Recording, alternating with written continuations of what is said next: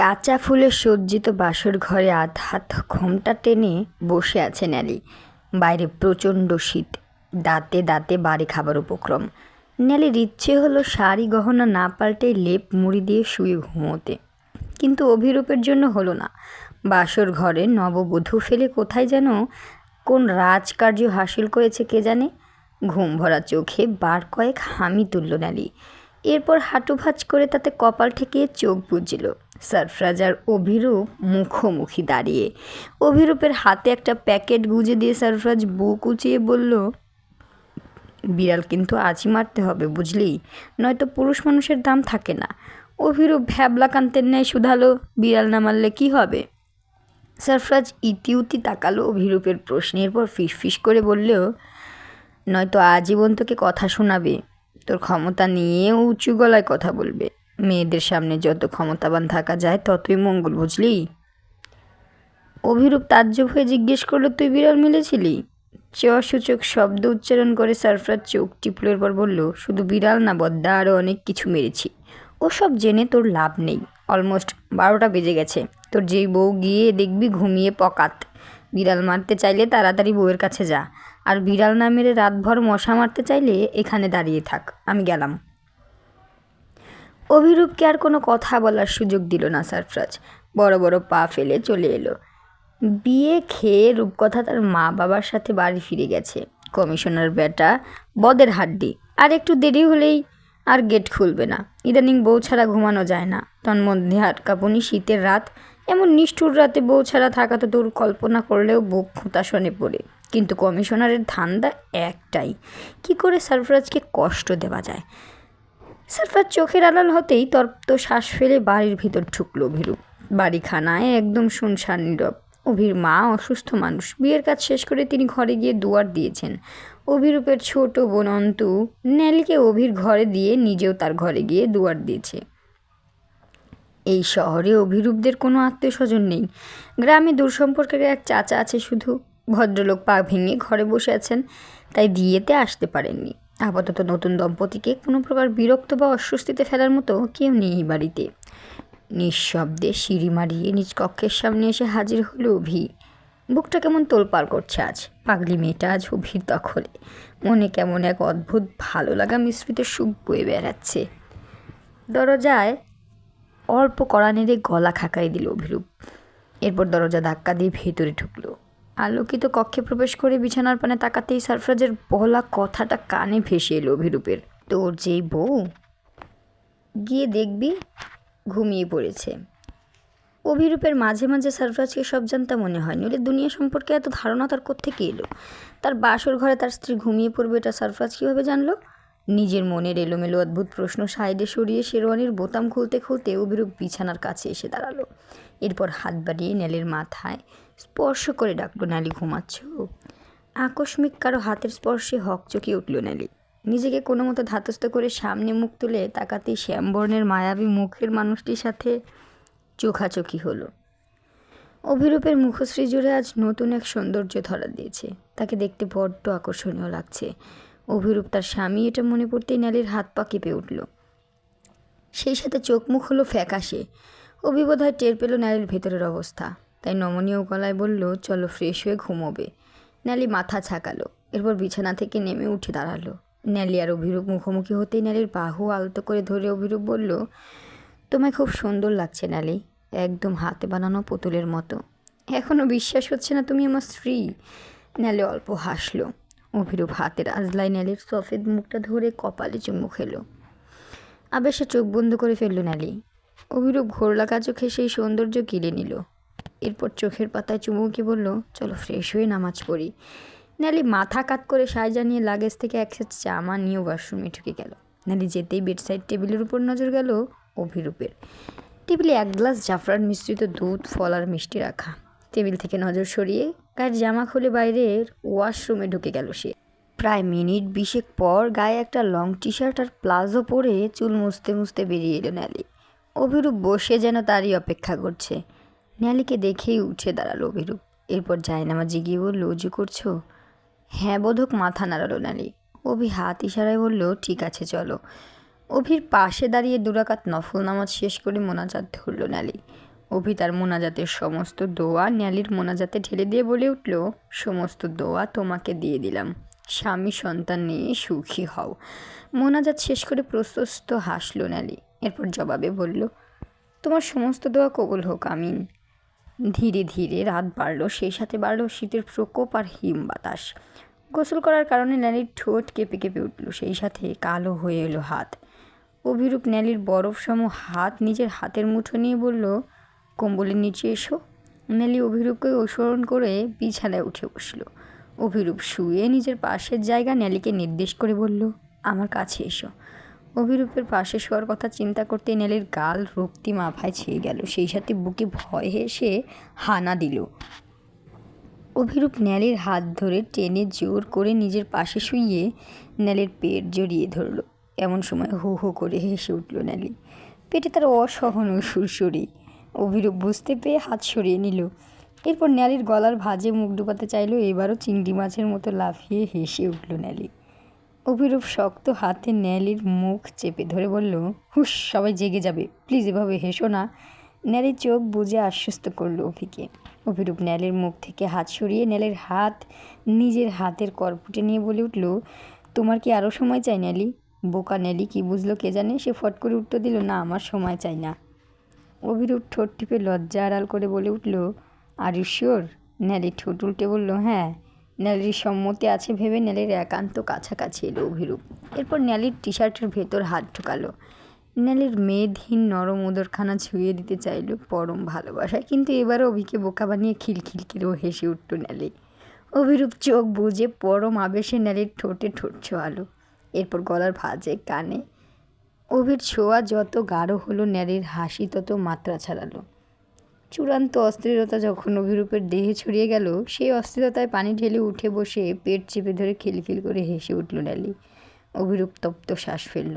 তার রাগ হলো এবার ন্যালির উপর। বিছানা থেকে তড়িৎ নেমে দাঁড়ালো অভিরূপ। এরপর গায়ের টি শার্ট খুলে মেঝেতে ছুরি মেরে ন্যালিকে আহত গলায় বলল, ঘুমাও ন্যালি, অনেক ধকল গেছে, আমরা কাল কথা বলবো। বলেই বেলকনিতে গিয়ে দাঁড়ালো অভি। এরপর ফোন থেকে সারফাসকে টেক্সট পাঠালো, বারান্দায় দাঁড়িয়ে শীতের রাতে দুঃখ বিলাস করছি, কিন্তু সিগারেট নেই বিদায় ফুঁকতে পারছি না। অকাজের প্যাকেট না দিয়ে যদি একটা সিগারেটের প্যাকেট দিতি তবে বেশ উপকার হতো। মেসেজ পাঠিয়ে ফোন ছুঁড়ে মারল বেলকনিতে পাতানো টিপানে। এই শীতের রাতে কুলকুল করে ঘামছে অভি, তার শরীরে যেন কেউ আগুন ধরিয়ে দিয়েছে। মাথায় চূড়ান্ত ক্রোধ, ইচ্ছে করছে চড়িয়ে ন্যালির গাল লাল করে ফেলতে। নিজের সমস্ত শক্তি দিয়ে বারান্দার গ্রিল চেপে ধরে ফসফস করে শ্বাস নিল অভিরূপ। এমন সময় ত্রস্ত পায়ে অভিরূপের পেছনে এসে দাঁড়ানো ন্যালি। এরপর শীতল দুই হাতে পিছন থেকে অভিকে শক্ত করে জড়িয়ে ধরে পিঠে মাথা ঠেকে অপরাধী গলায় বলল, আমি সরি, বেশি বাড়াবাড়ি করার জন্য আমি সত্যি দুঃখিত, ভেতরে চলো প্লিজ। অভি উষ্ণ শ্বাস ছুঁড়ে ভারী কণ্ঠে বলল, আমার ঘুমোতে সময় লাগবে, তুমি ঘুমাও ন্যালি। অভিরূপের রাগ বুঝতে পেরে আর একটু মিলিয়ে গেল ন্যালি। সে শক্ত হাতে অভিকে নিজের পানে ফেলালো। এরপর দুই হাতে অভিরূপের গলা জড়িয়ে পা উঁচু করে ঠোঁটে চুমু খেলো। এরপর চোয়ালে গলার নিচে নিঃসংকোচে নিরুত্তাপ রইল অভিরূপ। কারণ ন্যালিকে বিশ্বাস নেই তার ফিলিংসে পানি ঢেলে এখনই হো হো করে উঠবে। অভিরূপের উন্মুক্ত পিঠে শীতল হাতে খামচে ধরল ন্যালি। উন্মাদনায় চোখ খিচে বুঝে নিল অভিরূপ। ধীরে ধীরে নিজের ভালোবাসা একটু একটু করে জাহির করল ন্যালি। অভিরূপ শ্বাস ভারী গলায় হাঁপাতে হাঁপাতে শুধালো, আর হাসবে? না বোধক মাথা নাড়ল ন্যালি। এরপর অভিরূপকে শক্ত করে জড়িয়ে ধরল। হ্যাচকা টানে ন্যালিকে পাজা করে তুলে ঘরে ঢুকে দরজা আটকে দিল অভিরূপ। এরপর বাতি নিভিয়ে ফিসফিস করে ন্যালির কানে কানে বলে উঠল, ভালোবাসি ন্যালি জান, তোমার কাছে আমার পুরোটাকেই সমর্পণ করলাম। তোমার যা করতে ইচ্ছে করে তুমি তাই করো আমায়। সুফিয়ান চৌধুরীর বাড়ির প্রধান দরজার সামনে দাঁড়িয়ে সমানে কলিং বেল টিপছে সারফরাজ, কিন্তু ভেতর থেকে কেউ দরজা খুলছে না। রূপকথাকে 50 বারের উপরে ফোন করা হয়েছে, সেও ফোন তুলেনি। ধীরে ধীরে সারফরাজের ধৈর্যের ভাত ভাঙল। সে দরজায় লাথি বসাতে চাইল, কিন্তু ভদ্রতার খাতিরে পারল না। শেষমেশ বিরক্ত হয়ে সুফিয়ান চৌধুরী আর তার মেয়েকে পরে উচিত শিক্ষা দেবে ভেবে গাড়ি হাঁকিয়ে নিজের বাড়ি ছুটল। রাস্তা ফাঁকা থাকায় রমনা থেকে রামপুরা যেতে বেশি সময় লাগলো না। গ্যারেজে গাড়ি পার্ক করে হনহন করে বাড়ির ভেতর ঢুকলো। টেনে হিচড়ে গায়ের স্যুট খুলে টাইয়ের নট ঢিলে করতে করতে নিজের রুমের দরজা সজোরে খুলল সারফরাজ। দরজা খুলতেই বিছানায় কম্বল জড়িয়ে চোখ মুখ ঢেকে কাউকে ঘুমন্ত অবস্থায় চোখে পড়ল। চোখে মুখে বিস্ময় ফুটিয়ে রুমের ভেতর ঢুকলো সারফরাজ। এরপর বিছানায় বসে কম্বল সরাতেই ঘুমন্ত রূপকথার মায়াবী মুখটা নজরে এলো। রূপকথাকে দেখে খুশিতে নাচতে ইচ্ছে হলো তার।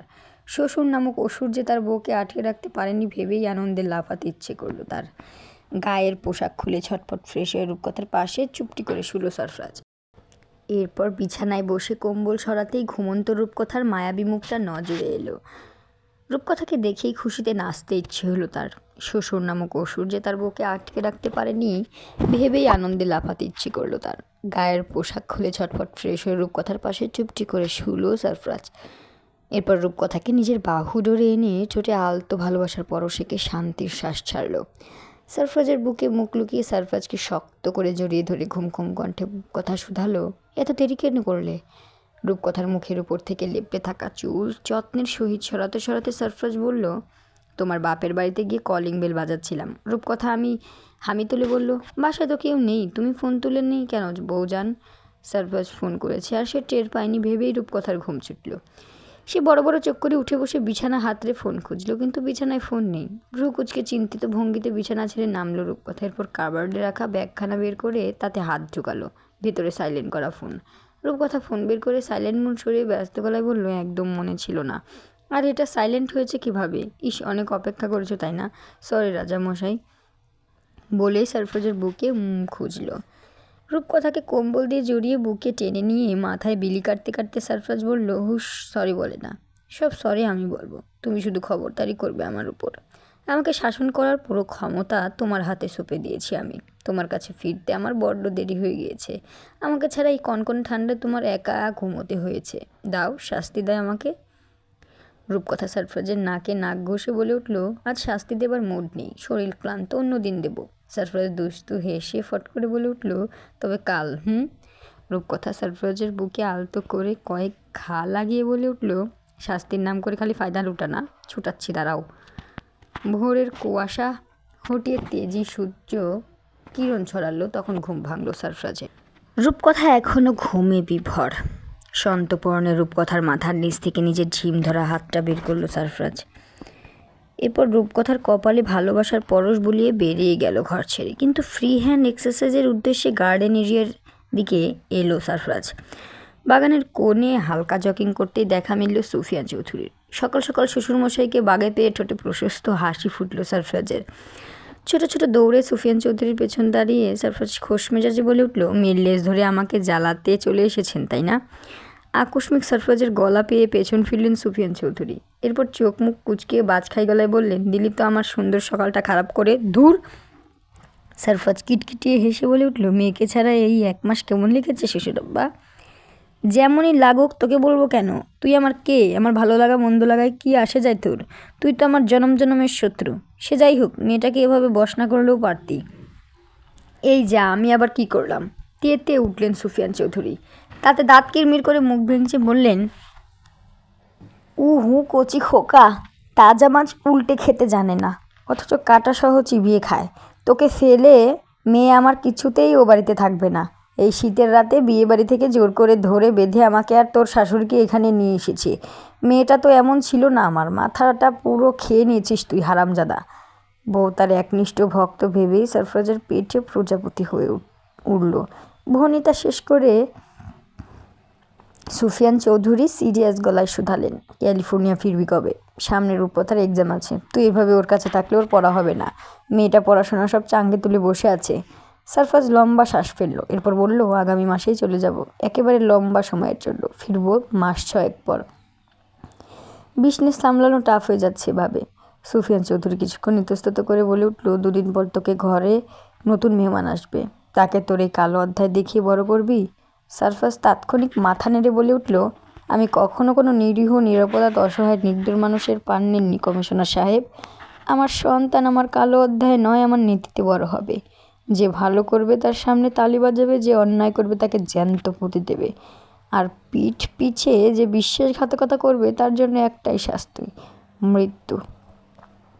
সুফিয়ান চৌধুরী চোখ কপালে তুলে শুধালেন, আরেক সারফরাজ পয়দা করবি? সারফরাজ বাঁকা হেসে প্রসাব দিতে দিতে বলে উঠল, নিজের নাম উজ্জ্বল করতে হবে না? নানার মতো ভীতু হলে চলবে কি করে? আমি ভীতু নয়তো কি? তুই কিন্তু আমাকে অপমান করছিস। এর শোধ ঠিক তুলব আমি। ঠিক আছে আব্বাজান, শোধ তোলার অপেক্ষায় রইলাম।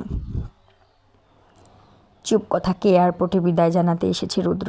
এই 1 মাসে মেয়েটার সাথে তার বেশ সখ্যতা হয়েছে। প্রতি উইকেন্ডে কাজের ফাঁকে দুজন মিলে ঘুরেছে পুরো মস্কো শহর।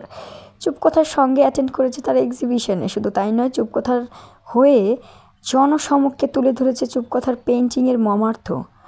রুদ্রের মনের বেশ খানিকটা জায়গায় অগোচরে দখল করে নিয়েছে মেয়েটি, কিন্তু কঠিন হৃদয়ের রুদ্ররাজ তা কাউকে বুঝতে দেয়নি। মেয়েটাকে ঘিরে বুকের বাঁ পাশের পুরো জায়গাটা জুড়ে নানান কল্পনা জল্পনা আর ভালোবাসা মিশ্রিত সুখের আনাগোন। সেগুলো রাত দিন ক্রমান্বয়ে রুদ্রকে জ্বালাতন করে। সেই জ্বালাতন মুখ বুজে সহ্য করে নেয় রুদ্র। কবে না জানি এভাবে জ্বলতে জ্বলতে রুদ্রের নৃশংস মৃত্যু হয়। আচ্ছা, রুদ্রের আত্মার মৃত্যুর খবরটা কি কোনো দিনও জানতে পারবে এই মেয়েটা? কখনো কি সে রুদ্রকে খুঁজবে বা মনে রাখবে? কোনো এক বিষণ্ণ বিকেলে কিংবা শীতের ঘন কুয়াশা ভরা সকালে মনে পড়বে রুদ্রের করুণ চোখের আকুতি ভরা না বলা ভাষা। কখনো কি ইচ্ছে হবে রুদ্রের গলার স্বর শুনতে? আনমনে হেসে উঠল রুদ্র। মেয়েটা তো কখনোই শুনে না, সে জানবে কি করে রুদ্রের গলার আওয়াজ কতটা হৃদয় কাঁপানো? রুদ্রের মনের আবল তাবল ভালোবাসা মিশ্রিত অনুভূতি শেষবারের মতন দাফন করল রুদ্র। অন্তর ক্ষত বিক্ষুব্ধ হয়ে চুয়ে চুয়ে রক্ত গড়াচ্ছে মেয়েটির বিদায়ে, অথচ রুদ্রের ঠোঁটজোড়া সুন্দর ভুবন ভোলানো হাসি। চুপকথা নিজের টিকিট পাসপোর্ট সব আরেকটু চেক করে ইমিগ্রেশনের দিকে পা বাড়ালো। রুদ্রের চোখ উপচে জল গড়াতে চাইল। মেয়েটা বিহনে একাকিত্ব আবারও তাকে গ্রাস করবে। মেয়েটা কেমন জানি রুদ্রের অভ্যাসে পরিণত হয়ে গিয়েছে। মানুষ অভ্যাসের দাস। রুদ্র কীভাবে চুপকথা নামক অভ্যাস থেকে নিজের পরিত্রাণ করবে? রুদ্রকে আরেকবার বিদায় জানানোর জন্য পেছন ফিরল চুপকথা। মাথায় প্রচণ্ড ব্যথা হচ্ছে হঠাৎ। ব্যথাটা অনেক দিনের, মাইগ্রেনের হয়তো, নয়তো রাত জেগে বসে বসে পেইন্ট করার জন্য। লম্বা বেড রেস্ট নিলে এমনি সেরে যায়, কিন্তু এবারের ব্যথা পূর্বের ব্যথাকে ছাপিয়ে মাথাটা কেমন করে ঘুরে ঘুরে চোখ জোড়া ঝাপসা করে দিচ্ছে। আশেপাশে সব কিছু ঘুরছে, অন্ধকার হয়ে উঠছে চারিধার। চুপকথার সামনে এগোতে পারল না। পেছন দিকে হেলে শব্দ করে এয়ারপোর্টের মেঝেতে পড়ে গেল। মাথায় ভারী আঘাতের কারণেও অল্প মাথার পেছনের অংশ ফেটে রক্ত বেরোলো। এয়ারপোর্ট স্টাফদের মুখ হা হয়ে চোয়াল ঝুলে গেল আকস্মিক এমন কাণ্ডে। এদিকে নিজের চোখের জল আড়াল করে শেষবারের ন্যায় চুপকথাকে দেখতে পেছন ফিরল রুদ্র। অল্প দূরেই মানুষের জটলা দেখে তার কপাল কুঁচকে উঠল। সেই জটলায় চুপকথাকে খুঁজল, না মেয়েটা নেই।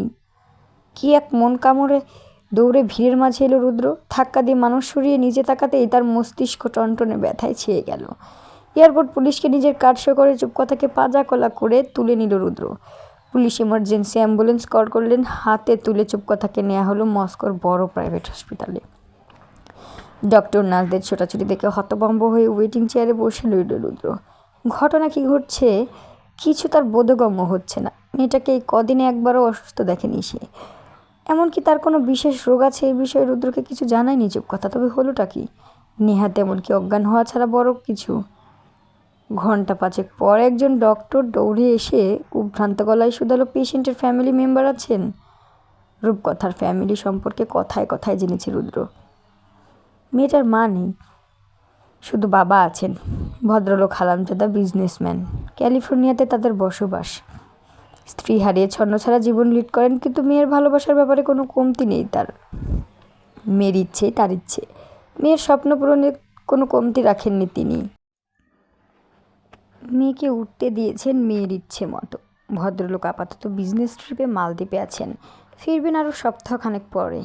রুদ্র দৌড়ে ডাক্তারের কাছে গিয়ে বলল, আমি। পেশেন্টের জ্ঞান ফিরেছে? ডক্টর শক্ত মুখে শুধালেন, জ্ঞান ফিরেনি। আপনি কি হন পেশেন্টের?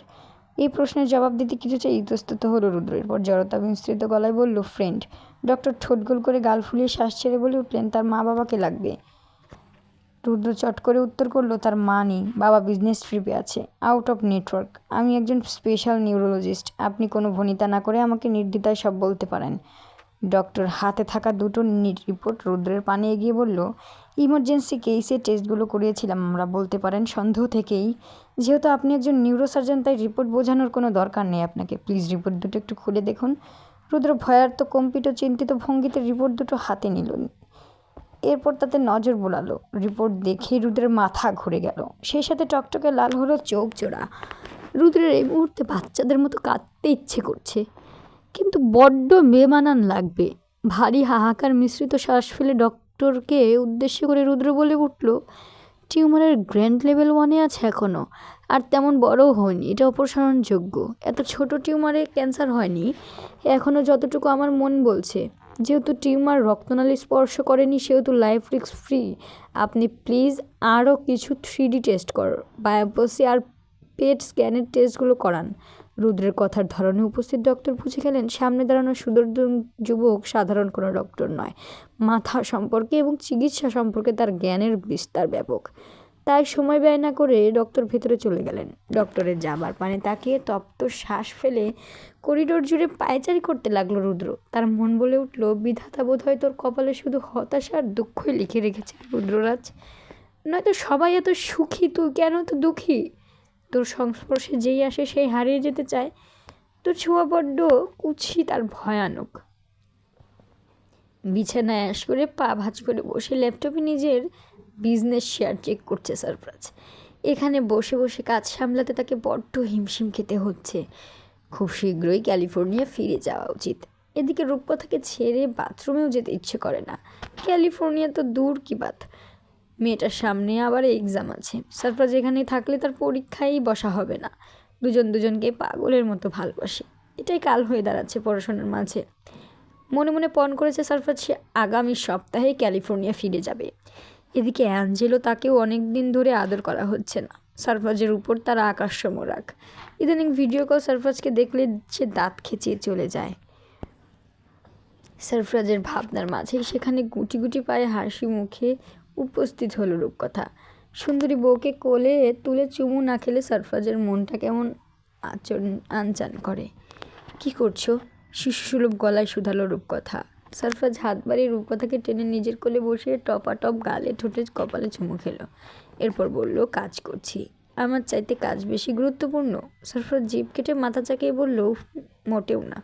বউয়ের ঊর্ধ্বে এই নৎসার ধরনের কিছুই না। সেও বউ যদি এরকম হটি নটি সুন্দরী হয় তাহলে তো কথাই নেই।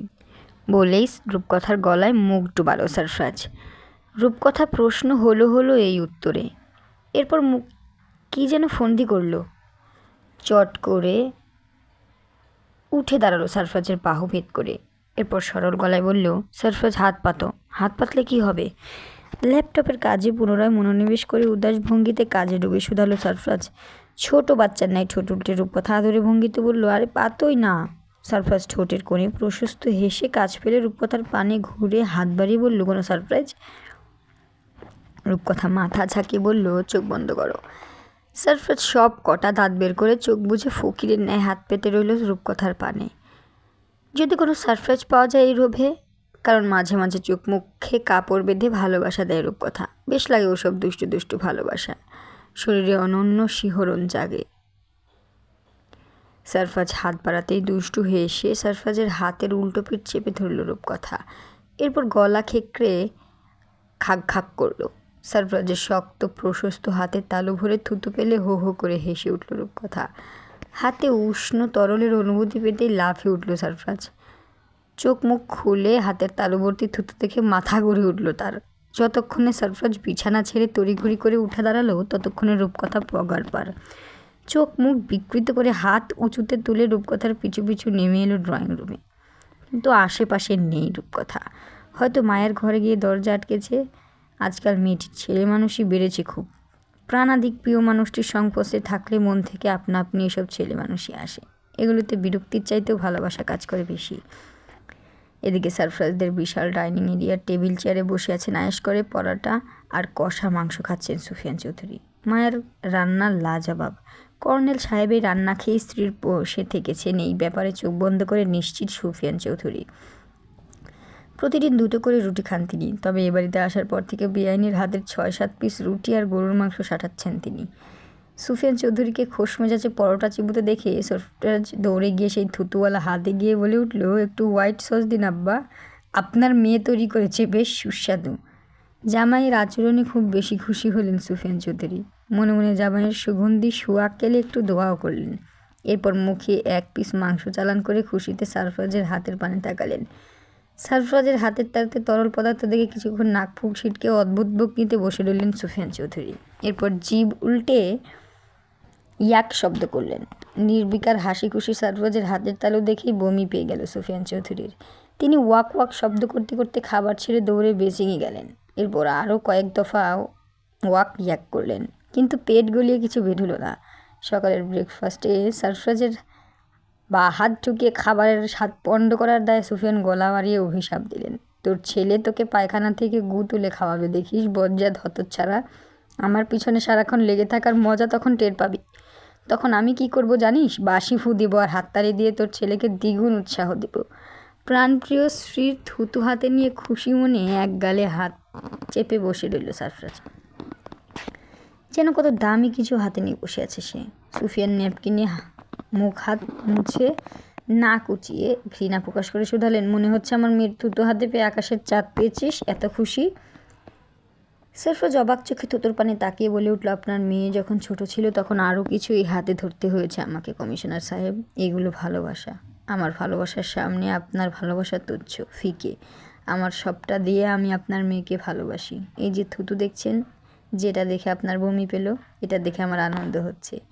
আপনার মেয়েকে আরও ভালোবাসতে ইচ্ছে করছে। কিন্তু এমন সময় মেয়েলি স্বরে ইয়াক ইয়াক ভেসে এলো। চোখ মুখ কুচকে দুজনেই উপরে তাকালো। কণ্ঠটা রূপকথার বমির শব্দে সুফিয়ান চৌধুরী চোখ কপালে তুলে দাঁত খেঁচিয়ে দৌড়ে গিয়ে নিজের বন্দুক নিয়ে এলেন। এরপর দোতলা থেকেই সেটা সারফরাজের দিকে তাক করে বলে উঠলেন, এসব করতেই ক্যালিফোর্নিয়া গিয়েছিলি তাই না? মেয়ে বিয়ে দিয়েছি বলে আমাকে এক্ষুনি নানা বানিয়ে দিবি তুই? ঘটনার আকস্মিকতায় সারফরাজের মাথা ঘুরে উঠল। তাদের মধ্যে এমন কিছু দুর্ঘটনা কখনোই ঘটেনি। তবে বাচ্চা এলে কোত্থেকে?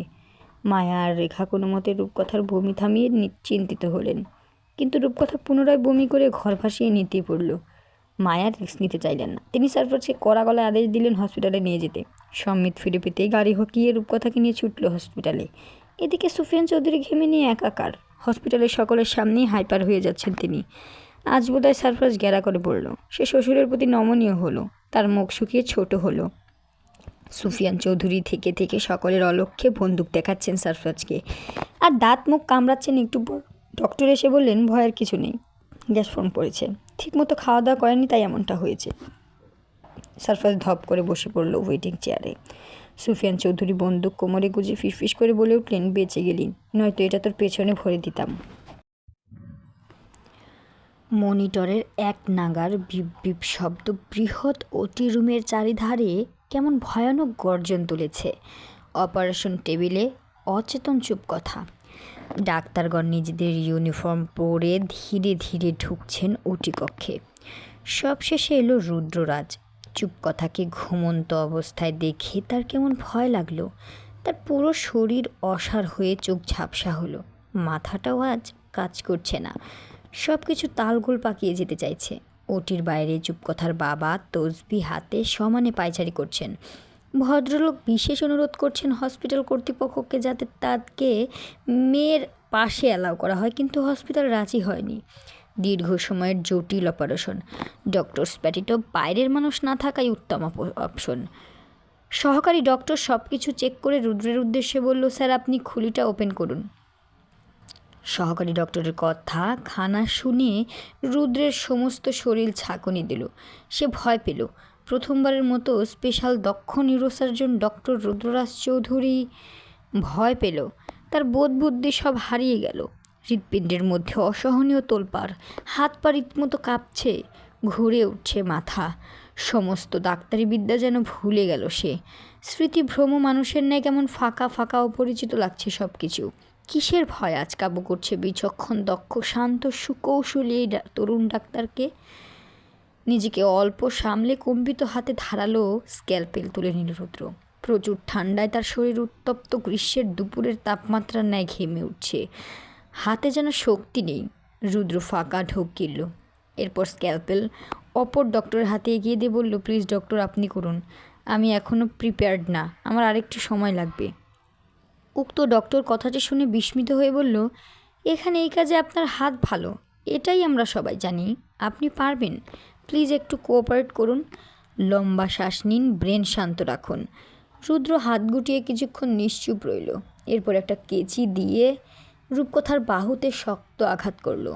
কোনো নরণচরণ নেই মেয়েটার, গভীরে নিদ্রায় আচ্ছন্ন সে। মনে মনে বিসমিল্লা বলে ধীরে ধীরে হাত চালালো রুদ্র। সতর্ক নজরে বাকি ডক্টর নিজেদের কাজে হাত লাগালো। ধীরে ধীরে সময়ের ব্যবধানে উপড়ানো হলো মাথার উপরের অংশ। তরল রঞ্জনে রুদ্রের গ্লাভস পরা হাত ভরে গেল। নানান ইঞ্জেকশন, মেডিসিন, সার্জারি টুলস ব্যবহার করে চলতে লাগলো অপারেশন। দীর্ঘ 3.5 ঘন্টা পর লম্বা শ্বাস ফেলে নিজের মাস্ক খুলে ফেলল রুদ্র। টিউমার অপারেশন শেষ, কোনো জটিলতা তৈরি হয়নি, কিন্তু রুদ্রের মুখে হাসি নেই। চুপ কথা জ্ঞান ফিরে সুস্থ হয়ে হাঁটাচলা করে হাসি খুশি স্বাভাবিক জীবনে যাওয়া না পর্যন্ত রুদ্রের মনের খচখচানি কোনোভাবেই থামবে না।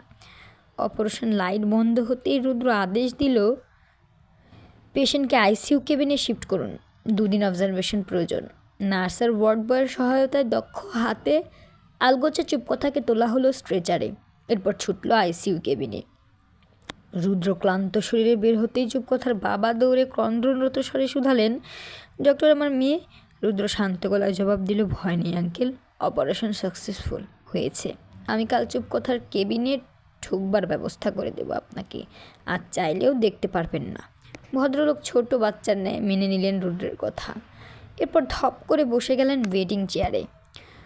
রুদ্র নিজের ড্রেস চেঞ্জ করে হাত মুখ ধুয়ে আবার ফিরে এলো চুপকথার বাবার নিকট। এরপর হাত চেপে ধরে বলে উঠল, চলুন, লাঞ্চ টাইম হয়েছে। গত রাতেও আপনি কিছু খাননি। ভদ্রলোক আর মানা করল না। নিঃশব্দে উঠে দাঁড়িয়ে রুদ্রকে অনুসরণ করে চলতে লাগলো। একদিন পর চুপকথার জ্ঞান ফিরল। ডিউটিরত নার্স দৌড়ে গিয়ে রুদ্রকে ডেকে আনলো। সেই সাথে দৌড়ে এলো চুপকথার বাবা। রুদ্রকে দেখেই নীরবে কেঁদে উঠল চুপকথা। এরপর হাত বাড়িয়ে রুদ্রকে নিজের কাছে ডাকলো। রুদ্র ব্যস্ত পায়ে কাছে আসতেই চুপকথা নিজের দুর্বল হাতে রুদ্রের হাত চেপে ধরল। এরপর আবার নীরবে জল ফেললো। হাতের ইশারায় চুপকথাকে কাঁদতে বারণ করে চুপকথার বাবাকে ভেতরে আসতে বলল রুদ্ররাজ। ভদ্রলোক মেয়ের হাত জড়িয়ে শব্দ করে কাঁদলেন, কিন্তু 2 মিনিটের বেশি থাকতে দেওয়া হলো না। চুপকথাকে শান্ত থাকতে বলে সমস্ত রিপোর্ট চেক করল রুদ্র। এরপর নার্সকে ঘুমের ইঞ্জেকশন দেবার নির্দেশ করল। ইঞ্জেকশন দেখে সামান্য ভীত হলো চুপকথা। রুদ্র বুঝতে পেরে নার্সের থেকে ইঞ্জেকশন নিয়ে নিজেই হাতে লাগালো। ক্যানোলায় পুশ করে বলে উঠল, ঘুমাও। কয়েক সেকেন্ডের ব্যবধানে ঘুমে তলিয়ে গেল চুপকথা। 10 দিন হসপিটালে কাটানোর পর পুরোপুরি সুস্থ হয়ে রিলিজ নিল চুপকথা। চুপকথার বাবা আর চুপকথা যখন গাড়িতে উঠছিল তখন রুদ্ররাজ স্তব্ধ হয়ে পাশেই দাঁড়িয়েছিল। গাড়িতে উঠতে গিয়ে আবার থেমে দাঁড়ালো সে। এরপর দৌড়ে গিয়ে ঝাপটে ধরল রুদ্রকে। আকস্মিক এহেন পরিস্থিতিতে বিস্ময়ে হতবাক হলো রুদ্র, কিন্তু তার খালি বুকটা হঠাৎ পরিপূর্ণ মনে হলো। পা উঁচু করে রুদ্রের নাকে চুমু খেলো চুপকথা। এরপর পলক ফেলে বোঝালো নিজের অনুভূতি। মেয়েটার স্বীকারোক্তি রুদ্রের চোখে জল এনে দিল। মাথা নেড়ে রুদ্র শুধালো, রিয়েলি? চুপকথা লাজুক হেসে দৌড়ে গাড়িতে উঠে বসলো। চুপকথার বাবা দূর থেকে সব দেখলেন। গাড়ি ছাড়ার আগ মুহূর্তে ভদ্রলোক গলা উঁচিয়ে বললেন, আগামী মাসে বাংলাদেশে এসো, একটা মাত্র মেয়ে আমার, ধুমধাম করে বিয়ে দিব। অনাকাঙ্ক্ষিতভাবে নেলি প্রেগনেন্ট হয়ে গেল। খবরখানা শোনা মাত্র আমজাদ হায়দারের মাথায় বাজ পড়ল। সেলিনা হতবাক রইলেন, কিন্তু আনন্দে নেচে উঠল অভিরূপ। বাবা হবার খুশিতে তার সবকটা দাঁত বের হয়ে খালি হাসি পেল। সকলের সামনে ন্যালিকে জড়িয়ে ধরে কোলে তুলে শূন্যে ঘোরালো। এরপর ন্যালির কপালে কপাল ঠেকিয়ে বলল, এত বড় সারপ্রাইজ দেওয়ার জন্য থ্যাঙ্কস বউ। এরপর ন্যালিকে ফেলে বাইরে বেরিয়ে এলো। গ্যারেজ থেকে বাইক বের করে ছুটল সারফরাজের বাড়ির আঙিনাতেই পাওয়া গেল তাকে। রূপকথার জন্য হাবিজাবি চকোলেটস, চিপস, ফলমূল নিয়ে কোত্থেকে যেন বাসায় ফিরছে সে। অসময়ে অভিকে দেখে কপাল কুঁচকে জিজ্ঞেস করলো, কী রে শালা, এই সময়ে কী কাজ এই বাড়িতে তোর? অভিরূপ কলার ছাকিয়ে দম্ভ ভরা গলায় বলল, ও ভাই, শেষমেশ তোকে টেক্কা দিয়েই ফেললাম। বাঁকা হেসে সারফরাজ শুধালো, কিসের টেক্কা শুনি? বাপ হতে চলেছি আমি আর তুই। আগে আগে ধেই ধেই করে বিয়ে করে এখন কচুটা করলি শুনি। অভিরূপ বাবা হচ্ছে শুনে সারফরাজের মাথায় আকাশ ভেঙে পড়ল। এরপর ভূত দেখার মতো চমকে শুধালো, এই ভর দুপুরে কী সব সস্তা মজা হচ্ছে? এসব বললে আমি বোকা হয়ে যাব। মোটেও নয়, ওসব বললে আমাকে চেতানো যাবে না। অভিরূপ কিটকিটিয়ে হেসে বলে উঠল, মজা ভেবে উড়াস না ভাই, আগেই বলেছিলাম তোর মেশিন ঠিক নেই। অকেজো মেশিন নিয়ে ঘুরলে মানুষের মূল্যবান কথা তোমার কাছে সস্তা মনেই হবে। ওকে, এখন আর আমার হাতে সময় নেই, আসছি। মাইক ভাড়া করে সবাইকে জানাতে হবে। তুই বরং বউকে চকলেট চিপস খাওয়া, আমি তো দুদিন পর বাচ্চার জন্য এসব কিনবো। আহ কি কপাল! বলেই চোখ টিপে চলে গেল হাওয়ায় বাইক ছুটিয়ে। অভিরূপের কথায় সারফরাজ হিংসায় জ্বলে পুড়ে বলল। এরপর হন হন করে বাড়ির ভেতরে ঢুকে রূপকথার হাতে চকলেট চিপস এর ব্যাগ গুজে রাগ দেখিয়ে বলে উঠল, মানুষের বউয়ের বমি হলে বাচ্চা হয়, আর আমার বউয়ের হয় গ্যাস, বদহজম আর ডায়রিয়া। রূপকথা কপাল কুঁচকে রাগ দেখিয়ে শুধালো, এত বড় সাহস আমাকে নিয়ে এসব বলা? তো কি করব, অভিরূপ বাপ হয়ে যাচ্ছে, আমার ইজ্জতের প্রশ্ন উঠে এসেছে। কলার নাড়িয়ে আমাকে জং ধরা মেশিন বলেছে সে। রূপকথা ঠোঁট উল্টে বলল, আহারে ন্যালিটা ডক্টর হবে কি করে? দাঁত চিবিয়ে সারফরাজ বলল, আমার জন্য টেনশন না হয়ে ন্যালি কি করে ডক্টর হবে সে চিন্তা হচ্ছে তোমার? কেমন বউ তুমি? এমন সময় সুফিয়ান চৌধুরী এসে বলে উঠলেন, কে বলেছে ও তোর বউ? মনে মনে সারফরাজ বলে উঠল, 4 মাসে এমন কোনো জায়গা নেই যেখানে সাইনবোর্ড না মেরেছি। হাল চাষ করে জমি উর্বর পর্যন্ত করা শেষ, আর উনি এসে বলছে জমি পতিত। বিড়বিড় করে কি বলছিস? ওই বলছিলাম যে চাষ করার পরেও জমি আমার না। মুখ সামলে কথা বল। ভুল হয়ে গেছে আব্বা। এখন ক্যালিফোর্নিয়া যাচ্ছিস না কেন? রূপকথার পরীক্ষা 1 সপ্তাহ পর, তুই কালই চলে যা, আমি ওকে নিতে এসেছি। যাবার কথা শুনে সারফরাজের মন ভার হলো, তবুও রূপকথার ভালো ভবিষ্যৎ চিন্তা করে বলল, পরশুর টিকিট কেটেছি, রাতের ফ্লাইটে চলে যাব। সারফরাজের যাবার কথা শুনে রূপকথার বুক ধক করে উঠল। সে সুফিয়ান চৌধুরীকে বলল, আমি আজ যাব না বাবা, তুমি চলে যাও, সারফরাজ গেলে তারপর যাব। রাতে সারফরাজের গলা জড়িয়ে ফুপিয়ে কেঁদে উঠল রূপকথা। এই কয় মাসে সারফরাজ তার অভ্যাসে পরিণত হয়েছে। সারফরাজের বুকে না ঘুমালে তার ঘুম হয় না। সারফরাজ পাশে থাকলে নিজেকে নিরাপদ নির্ভয় মনে হয়। সারফরাজ তার শক্তি। সারফরাজ চলে গেলে রূপকথা তো শক্তিহীন হয়ে মুখ থুবড়ে পড়বে। সারফরাজ রূপকথার কপালে গভীর চুমু এঁকে বলল, don't cry my sweet mildness. আমি মাঝে মাঝে এসে তোমাকে দেখে যাব, প্রমিস।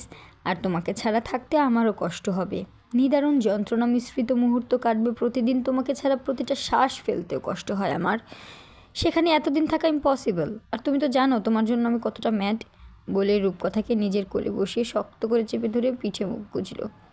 রূপকথা ঠোঁট উল্টে কাঁদো স্বরে বলল, আমার প্রতিদিন তোমাকে চাই। এসব হঠাৎ হঠাৎ আসা যাওয়া আমার পোষাবে না। এখন তুমি কি করবে তুমি জানো।